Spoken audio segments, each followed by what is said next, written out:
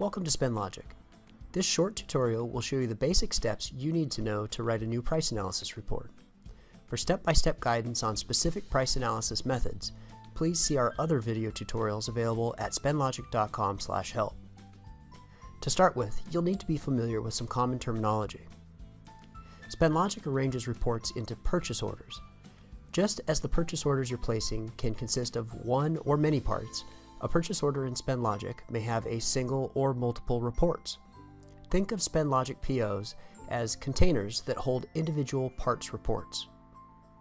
You're first going to tell SpendLogic a little bit about the purchase order, including the supplier, what parts are being analyzed, and what price analysis methods are being applied. Then, you'll develop individual price analysis reports for each part. Let's get started. Click Start a New Report to see it in action. This is our PO screen.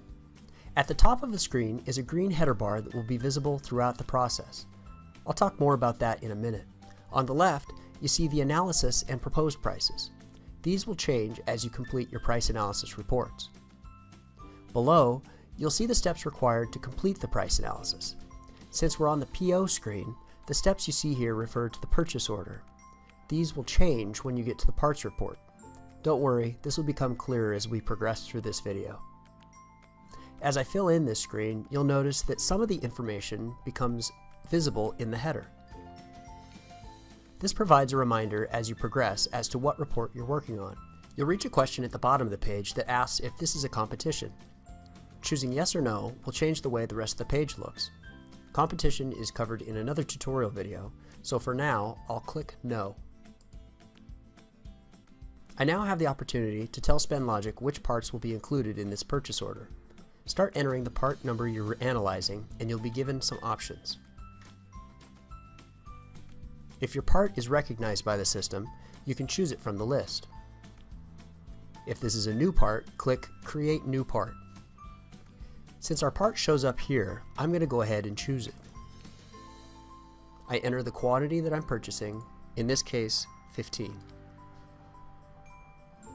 Now, when I click Choose Report, I'm given additional choices. If reports are already in the system for this part, they'll show up in this list.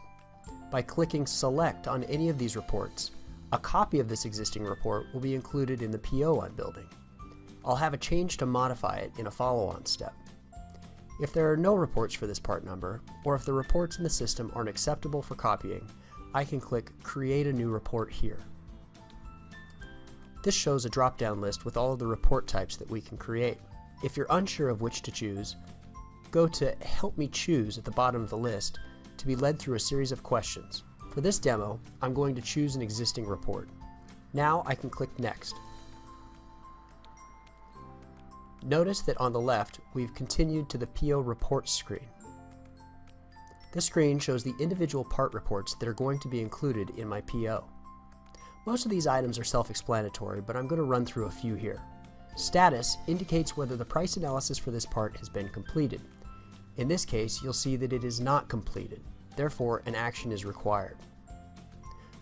Quantity required shows the quantity of units that we're looking to currently buy. You'll remember that I put 15 in on a previous screen. Report quantity shows the quantity that our report currently has. Note that I copied an existing report.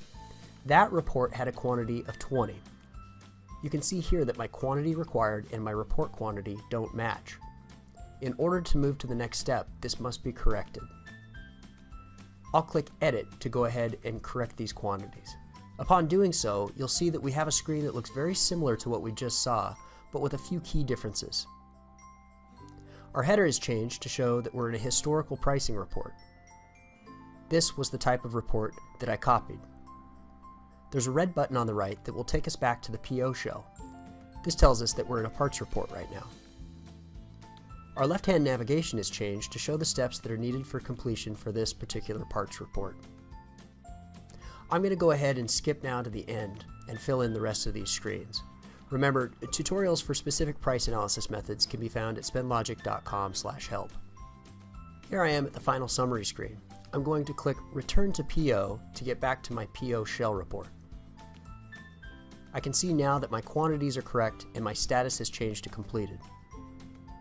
By clicking Next, I go to the risk check screen and I have no warnings. If you have any flags that pop up, make sure you read them carefully and respond appropriately. Clicking Next takes us to the final summary, where we can download a draft of our report or review all of our inputs. The draft that I would download from this screen will include all of the parts if I have multiple parts on this PO. This concludes our video. Thanks for watching. If you have any questions on this or any other feature in SpendLogic, you can visit spendlogic.com/help or email us at help@spendlogic.com. Be sure to check out our other video tutorials at spendlogic.com/help.